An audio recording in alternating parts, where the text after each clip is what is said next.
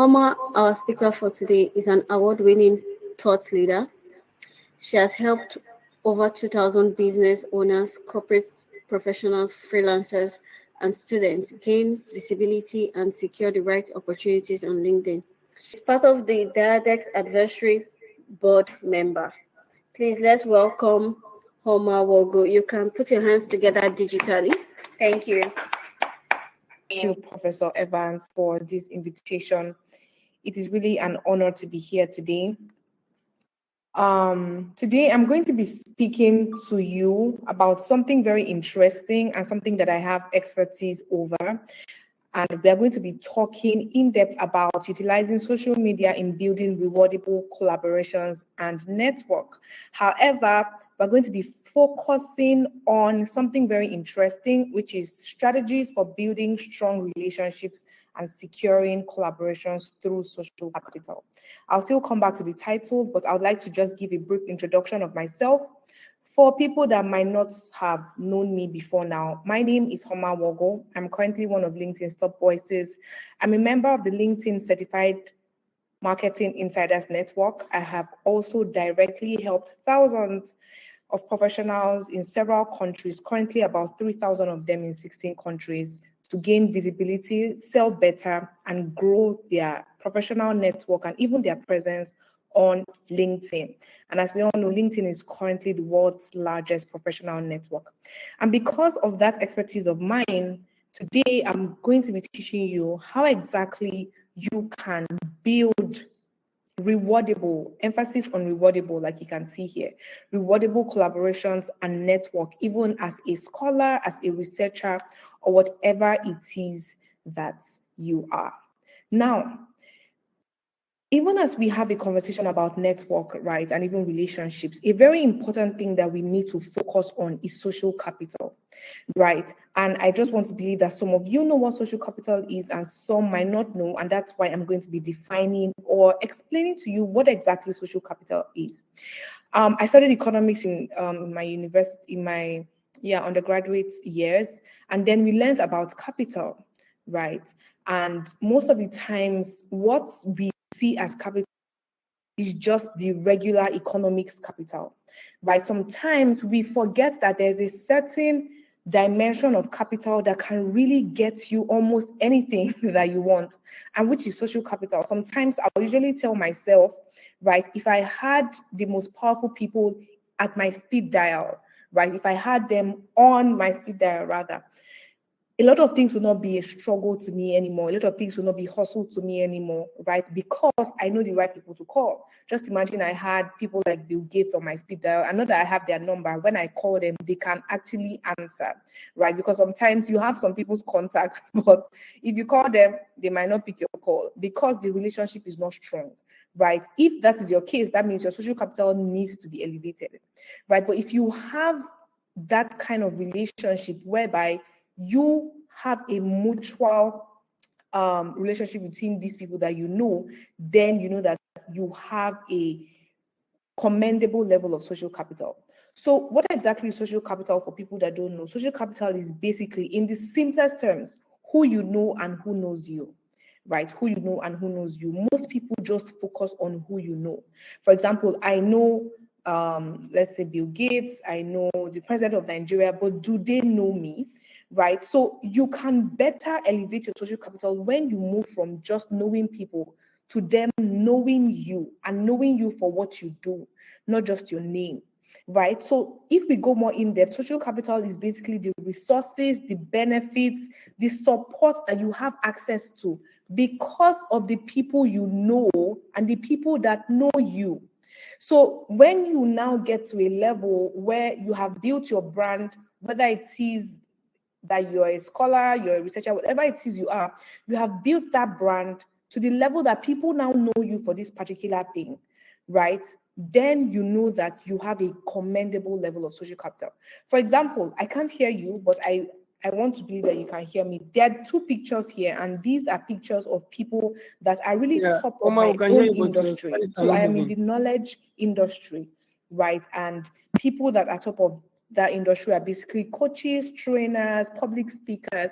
And here you can see people like Mr. Fela Dorotoye, you can see people like Mr. Jimmy Tewe, for those who know them. And these are people, especially Mr. Jimmy Tewe, people that I have built a relationship with, especially with Mr. Jimmy Tewe, right? And then you can see that having a relationship with people in your network, right? We still talk about the benefits, right? But it just makes you, their credibility tends to rub off on you, right? So that is where the reward now comes in. When you have a particular level of social capital, you see that the people that you know and they know you, credibility now rubs off on you. Not to go too technical, let's talk about how we can now build this social capital, right? Okay, so the first way you can build your social capital is basically by developing a brand, right? And a lot of professionals overlook this. Most people that really focus on brands, brand building, and even management are people basically in the corporate world, right? People that have businesses or people in the corporate world. But you need to understand that as a person, as a human being, you have a brand. Why? Your brand is basically the perspective that people have of you. Whenever your name is mentioned, what exactly comes to people's mind, right? For example, if I mention Chibuzo Obi, what exactly would come to everybody's mind on this call, right? That's basically what your brand is. So you need to intentionally define your brand before people define it on your behalf. Because the funny thing is that if you don't define your brand, people will define it for you. And I remember when Jesus was asking his disciples, who exactly, or what do people see me as, or who do people think I am, right? And they had their perspectives. That's letting you know that if you don't intentionally define your brand, people will. So now, as a professional, as a researcher, as a scholar, whatever it is you are, you need to start showing up as something, because that's what will communicate that intent to the masses. I remember when I went for a particular speaking engagement, and at that time I was just starting out on LinkedIn. It was not that as loud as it is now. And then the MC actually asked people there, oh, what do you know Homa for? And everybody chorused LinkedIn. I thought they were going to say a particular business that I was working on at that time. But no, what they knew me for was LinkedIn. So that's the brand that they knew. That was the perspective that they had of me. So it is your job to build and define that perspective and intentionally show it to them. And that's why we go to number two. Number two is showing up. So in the process of building your social capital, you need to show up, right? Because people would form a relationship with somebody that they can see, right? A lot of people online, when they see me physically, it looks like we are friends. Why? Because they see my content online. They see me talk about things online. They hear me give my perspective about things online. And it looks like we have already built a relationship, even if we might have never seen before. Why? Because I am intentionally showing up, right? So please, can we go to the next slide? Because I'm intentionally showing up. The next slide, please. We'll come back to this one. So beyond showing up, right, because you can actually show up as anything, you need to intentionally offer value. And this is what almost everybody here knows, right? However, when you are offering value in a particular niche, you need to now intentionally ask yourself, what different thing do you bring to the table? Because honestly, since I'm speaking to scholars and researchers, there are a lot of researchers around the world. There are a lot of scholars, there are a lot of people doing what you are doing. And if you want to stand out from the crowd, whether online or offline, physically or virtually, there needs to be something very unique about your brand that makes people always want to choose you, or people want to that makes people prefer you over others, right? When I started out on LinkedIn, I usually would ask myself, what different thing am I bringing to the table? There are a lot of people teaching LinkedIn. There are a lot of people doing these other things. There are a lot of coaches or trainers. What exactly can I bring to the table? And I had to intentionally list those things out. So if you're listening to me right now, you need to ask yourself, what exactly makes me different? I know in economics, we learned that product differentiation actually increases your value. So when the value of a product, rather, So you yourself, you are actually a product that needs to be marketed. And if you have specific differentiating factors, it makes you more valuable.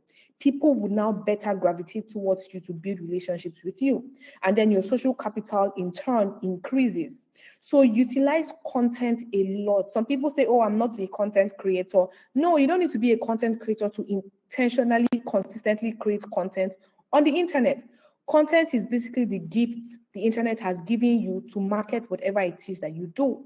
So your job is just to utilize that gift to market yourself to a global audience.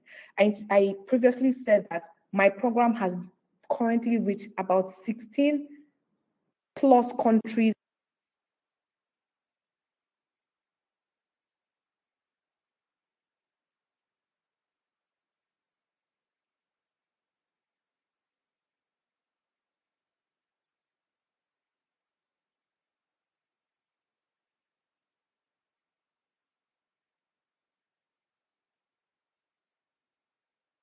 Please go ahead.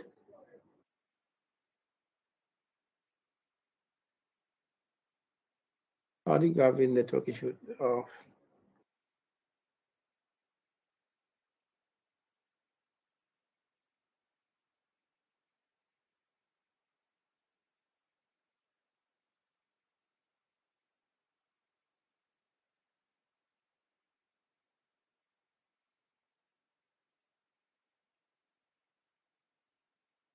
Like your mic is gone again. I think your network is having issue. Yeah, you're back now. Go ahead, please. Yeah, you are muted, Omar. Okay, sorry. Can Yeah, someone remind me where I went off? Because you I are on this slide that's showing. okay. Mm. So I was talking about value. So I need to know so that Your value and the product differentiation. Thanks. Okay. I was talking about product differentiation. So basically, I was talking about why you need to differentiate yourself, right? And I was talking about how when I started out on LinkedIn, training people on LinkedIn, there were a lot of LinkedIn trainers, there were a lot of coaches, but I had to intentionally sit down and ask myself, what difference do I bring to the table, right? Because difference is basically very attractive. When people see something unique, they usually gravitate towards that thing, right? So product differentiation would increase your value, and you are a product, right? I was talking about the program that I run that has gotten to 16 countries of the world because these people saw my content online. So as a researcher, as an academic person, online, because if you want to form collaborations with people outside your country, if you want to get opportunities, apply for stuff, and they will trust you to give you those maybe scholarships or whatever opportunities you want to apply for, grants, etc. They need to see credible knowledge outlets that you have consistently put out in the past, right? And content is the best way to do that. Some people say, oh, I'm not a content creator, I don't want to post online. No, content creation is not just for content creators, in quotes. Content is the gift the internet has given you to market your value on the internet. The world is going very digital and it's evolving faster than we can imagine.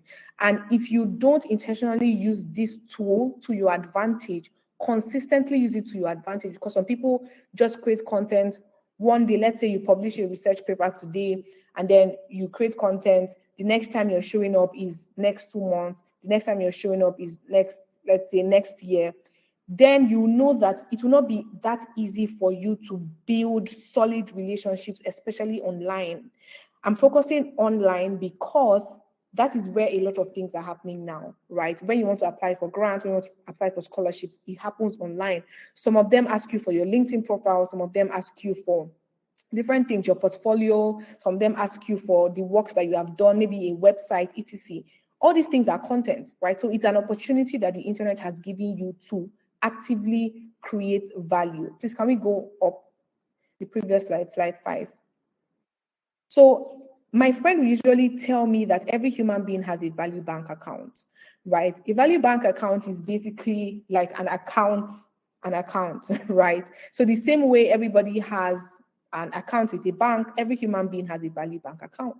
So imagine this scenario. Let's say I am Amechi's friend, and every time I just like gifting Amechi money, I put money in Amechi's bank accounts today. I just give Amechi money consistently, right? When it comes to the time when probably I need something from Amechi, it will not be hard for Amechi to give me, let's say, money or that thing that I have been giving him over time. Why? Because I have intentionally given, right, over time, compared to somebody that has not done anything for Amechi before, right? The person just has never given. If the person asks Amici for something, it will not be as easy, right, for Amici to give that person like me, right? It will be easier for him to give me than this other person. Why? Because there has been an intentional act of me giving out stuff to Amici or depositing in Amici's bank account, right? So it's the same thing as this value bank account. You just need to imagine that every human being online, the people connected to you on LinkedIn, people following you on Instagram, people that know you, right? They actually have a value bank account, and it is your own duty as a professional, as somebody in academia, to intentionally sow into people's bank accounts using your expertise, what you know, the knowledge you have, sharing these things over time such that when it now needs you to draw from their bank account, right, it will not be hard. Let's say you're applying for something, it won't be hard because they can now see what you have given out over time. So it's easy to trust you and give you things, right? Let's say grants, scholarships. Why? Because they have seen a track record of you intentionally giving out to people. A lot of people, the reason why they don't trust them to maybe buy from them or give them opportunities is because of this reason that I just stated here. So even if this is the only thing that you learn today, you need to intentionally create that scenario in your head that every time you wake up to either create content or even physically, every human being has a valid bank account, and it's your duty as somebody that wants to build credible and rewardable relationships. Remember that the type of relationships we want to build here are rewardable ones, because there are some relationships that are actually not rewardable. But the one you want to build is the rewardable one, and this is one of the best ways to build rewardable relationships. Next slide, please. Now, the last way that we can actually build credible relationships is by following up. No, it's the next one, 6. Is by following up. Now, I'll give an example. I attend a lot of networking events, right? And I meet people. I don't know if anybody has been in this situation where you attend networking events and you meet people, and for some reason, over time, the relationship does not really continue as you imagined. Let's say you meet somebody that is probably higher than you, and then you hope to do something for the person, but over time, let's say the person doesn't reply your message again. Probably the person is busy, it's not the person's fault, but the person doesn't reply your message again for one reason or the other. And then that's just how the whole conversation dies down. But then I realized something that I could do over time, and that is following up by showing up. So some people, or what I used to do before, is that I'll keep sending those people messages. Oh, hello, sir, blah, blah, blah, blah, blah. And then sometimes they actually never respond to me again, right? Or at all. Because some of them are actually busy, or some of them might not even remember you because they might have networked with a lot of people. Now, what I intentionally do is that whenever I meet people physically or even online, I ensure that I connect with them using one of my social media platforms, right? Either I give you my Instagram handle or I give you my LinkedIn. Why? Because even if you forget me from this networking event, I can have a higher chance of building our relationship because I know I will show up online consistently, right? And I've had plenty scenarios whereby I network up, right, with people that are probably higher in status or maybe CEOs, and then I send them my LinkedIn or I send them my Instagram. They connect with me, and I don't disturb them. We just connect. However, these people now see my content over time. They'll see me on LinkedIn today, they'll see me again the next day, or maybe the next week, they see me another week. So I don't have to intentionally disturb them. The fact that I'm showing up is already recording my brand in their minds, right? It's almost like we're already building our relationship, and they want to be part of They want to have relationships with those type of people, right? So you need to be that person that you don't necessarily need to be a bother to people that you're building relationships with, but because you show up often online, people can actually follow up with you in quotes because they now know what you're doing now. They now know what you're doing tomorrow. They want to be part of it. They want to have a partnership with them to really continue growing because they are seeing you consistently. So your goal is to consistently show up, because by showing up, you're actually following up with people that you must have met before. Next slide. And even as you show up, you need to be intentional about things like understanding that you are the value, especially when you're networking up, right? Whenever I meet people that are higher than me, for example, I network with CEOs or I network with captains of industries, I always meet them with something valuable to offer, right? So most people, when you go for networking events, all you are doing is, oh, I want to apply for this grant. Do you know how I can do it? Oh, I want to get this opportunity. I'm applying for achieving. I'm applying for this. Do you know how I can do it? Yes, those people might be able to help you initially, but you just look like the crowd to them, honestly. But when you meet them with proposing something valuable to them, for example, I'll usually go to render my service to them, sometimes for free, right? And most of the times when they give other people their cards, they actually take my number or give me their numbers, right? Why? Because I came with value. So even as you network with people online, offline, you need to intentionally bring value to them. Now, gaining visibility using social capital, you need to know that even as you show up, like I've said, even as you continuously show up to follow up with people, you also have to be good with your communication, right? I remember when I was in Covenant University and I applied for a particular internship at Goldman Sachs. That year, we were a lot that applied for that scholarship, for that internship rather.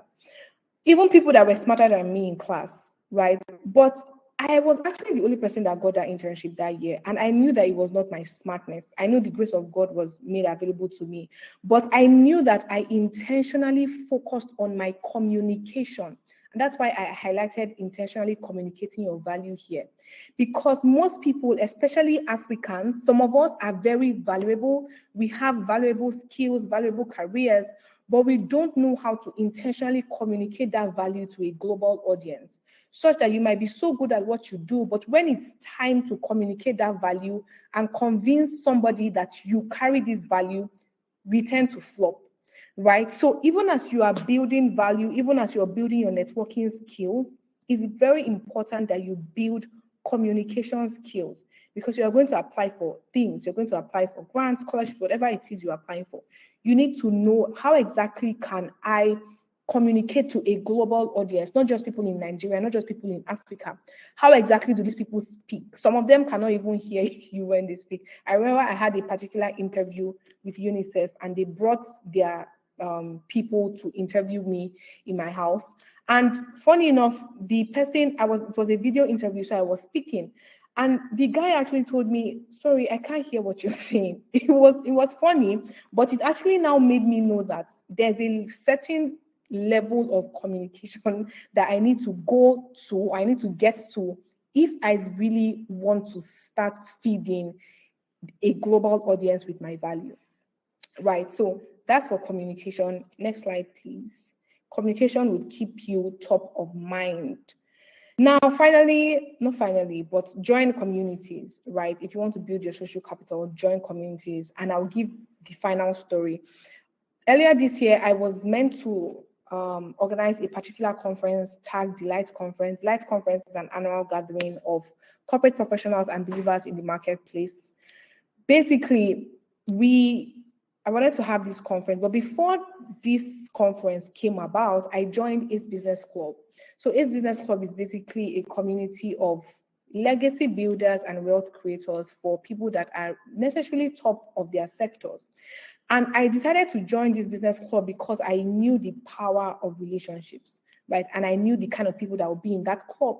They are basically captains of industries, CEOs, and I knew that I was probably just starting out in my own industry, but I could leapfrog by being in the midst of these people, right? Remember when I said that just knowing particular people and them knowing you, their credibility tends to rub off on you, right? So that just makes your social capital more valuable. And I joined this club in like March this year. And in August, I was going to organize the Light Conference. And there were certain people that on a normal day would never reply to my DM, even if I sent them that DM up about anything, right? You know, there's some certain people in particular industries that no matter what it is, because of probably their schedule, they might not see all those things. But because of this club, me being a member of this club, I was actually able to build a relationship with these people such that when I invited them to speak at my events, they accepted willingly. So this is me letting you know that there are some communities that you need to be a part of. It's beautiful that you're even part of this community, right? Because this is the community for people that are in academia. So you also need to search what are other global communities. Imagine I didn't have that interview with UNICEF. I would have not noticed that I had a communication flaw, right? Because I've been speaking to Nigerians and they can all hear me, but here I am speaking to this man and he's telling me he cannot even hear what I'm saying. So it made me understand that I need to refine my communication. So communities, being part of especially global communities, would open your eyes to certain flaws that you might not know if you are doing your career alone. So join communities. Next slide, please. And then now that I've told you about social capital and all these things, how exactly does it relate to your career? How does your ability to build rewardable collaborations and network, how does it influence the success of your career, even as a scholar or researcher? Like we all know, it will actually make you look more credible, right? It will increase your credibility because when people see that, oh, you are part of this prestigious network, right? They just tend to trust you more. Imagine if you're part of Forbes, right? I joined Forbes BLK earlier this year, and the credibility is just rubbing off on me. So join communities because you just tend to, the credibility tends to rub off on you and you have better reputation. People can now trust you with opportunities that you are applying for, right? So you need to understand the power of perception. There's something I intentionally wrote in my book. The title of my book is Morning Star, and I was talking about the power of perception. Most professionals don't know how to play the game of perception. The people that understand the game of perception are mostly social media influencers because they know that the world actually judges books by their covers. And when I mean books, I'm talking about human beings. When you see people, right, how they look actually influences your perception of them. So you being in particular communities, right, it actually influences how people see you, right? And then you have privileged information, you have access to opportunities, you get updates whenever there's a new opportunity, or because you are part of communities, right? Because you have built connections and you have this good social capital, people know you, they can even refer you, they can recommend you, they can nominate you, right? It also allows you to consistently improve yourself, your communication. I already talked about this. You also have benefits of referrals because a lot of people know you and you are known, and you know they know you rather. They can refer you, right? I know that because people have seen me online, I've built relationships with them. Whenever opportunities come out, I see them sending it to me. Sometimes they nominate me for all these things. So that is the level you need to get to, whereby people know your brand so much that you don't even need to ask them for recommendations. You don't need to. They're the ones telling you, apply for this thing. I know you can do it. Seeing your work over time, I know that you can do it. So until you get there, you know that there's a lot of work that you need to do. Finally, I want to give this analogy of the flowing river. Please, the next slide. So I had this particular inspiration from God about the flowing river. And it was basically when I wanted to increase the value that I was giving to my audience, right? And this is a particular analogy. And I can't hear you guys, but I want to believe you can see my screen. There are three pictures Yeah, here. we can see and we can hear you. Okay, there are three pictures here, and you can let me know if you were asked to swim in any of these pictures, which one would you swim in, or which one would you not swim in? Imagine you can swim. You can swim, and then you were asked to swim in one. Which one will you swim in? Which Obviously, one? the third one. The The third third. looks very basic. Okay. Everybody will swim in the third one. Can I know why? Why won't you swim in the Looks second? safe. The third one looks safe. Okay. How about this green one? Why won't you swim in the green one? It's stagnant. Beautiful, because it is stagnant. It is stagnant. And we all know that stagnant water is bad water, right? Yes. It's exactly, stagnant water has mosquitoes in it, it has all this stuff, algae, and all those things. Now, honestly, as this river is flowing and everybody wants to gravitate towards this river, this is where you want to swim. If you had a good time, you will tell your friends, you will refer this river to your friends to swim there, to take pictures there, to have fun there. It's the same thing with us as personal brands, as human beings, right? Most people are so knowledgeable, they are so skillful, but all those things that you have is just in you, right? Yes, you can write research papers, you can do this and that, but then if your sector is mentioned online, your name doesn't come to people's minds, right? So if I'm looking for agricultural research and I'm looking for somebody in that space, right, your name should be top of mind, right? And if your name is not top of mind, that means there's a lot of work you need to do. And you can do this by utilizing all the strategies that I've taught you. Like I said here, the flowing river is the river that human beings want to swim. In quote, that's the person that people want to have relationships with. That's the person that we want to keep our relationship with, because I want to come back to this river. Why? Because I had a good time. Every fish wants to swim there, right? Is the fish you refer to people, the person that is intentionally putting out their value and helping people online, utilizing the value that you have or the knowledge that you have. This is the person that people want to follow on social media. There's a time that my sister, she will tell me, oh, I don't know why my followers are not growing. I don't know, this is your LinkedIn. I'm trying my best. And I used to ask her, if you were yourself, will you follow yourself? It's an honest question. Why? Because you don't post anything, you don't give out any value. You are good at what you do, but nobody knows. You're not showing us that you are good. We will only come to you when you show us that you are good, not when you are good. So you need to bridge that gap between you being good and people knowing that you are good. Because if you're good and only you knows that you are good, then of what help are you to the world? You are literally not the light of the world, because light does not shine for the benefit of the light itself, but the benefit of the people that will use that light to see clearer, right? I'm in a bright room right now, and the light that is shining is not shining for itself. It's shining for me. I'm using it to see what I'm actually seeing, right? So you need to intentionally give people value if you want to be seen as that person in your sector that is valuable and people want to keep their relationship with.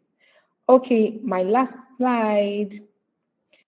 Finally, givers never lack. Givers of value, givers of money, givers of talent, whatever it is you give, givers actually never lack. So if you want good relationships, if you want a good network, you want to build good connections, then you should be a good connection to people, right? When you now remove the focus from other people being a certain thing to you and you being that thing to other people, you attract necessarily what you are, right? Your network will be as rewardable to you as you are to them. Remember, we are focusing on how to build rewardable connections, not just any connection. So if you want to build a rewardable connection or a rewardable network of people, right, probably in your sector or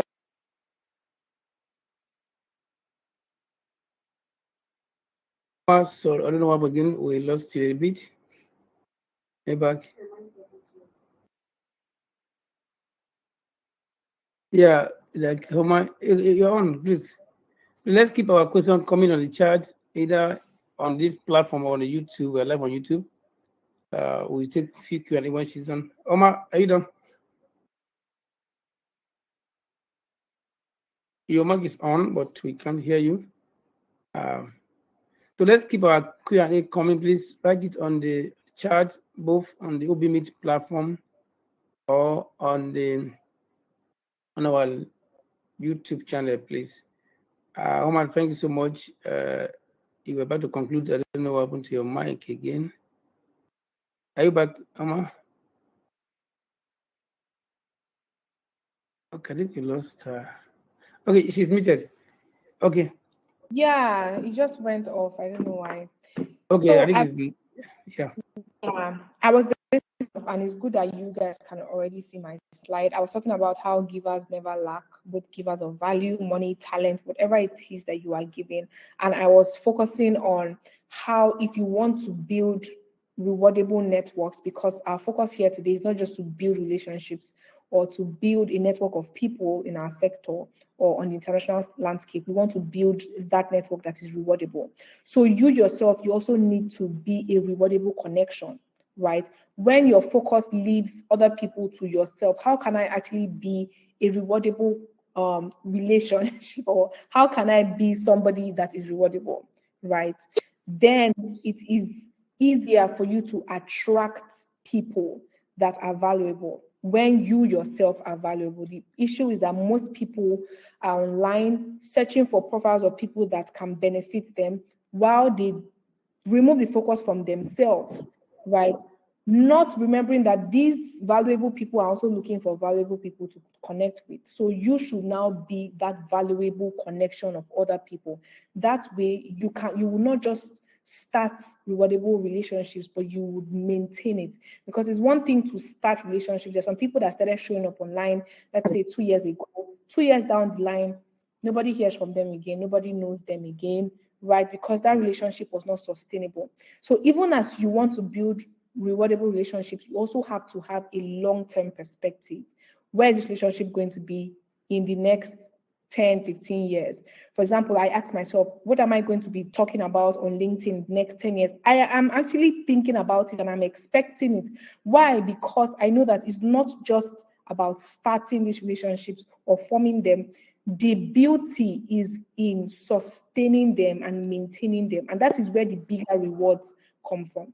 So as you continue to do this, you won't lack opportunities, you won't lack in life generally, because you have built a capital that pays you in influence, in income, in opportunities, and in impact. I hope that you'll be able to learn something new today about building rewardable connections, even as a scholar or researcher. If you have questions, you can ask me. Apologies for all the technical glitches, but I hope that you really learned something new. Thank you very much. Yeah, thank you so much, Amma. We're clapping. Are you ready? Thank you so much. Thank you so much.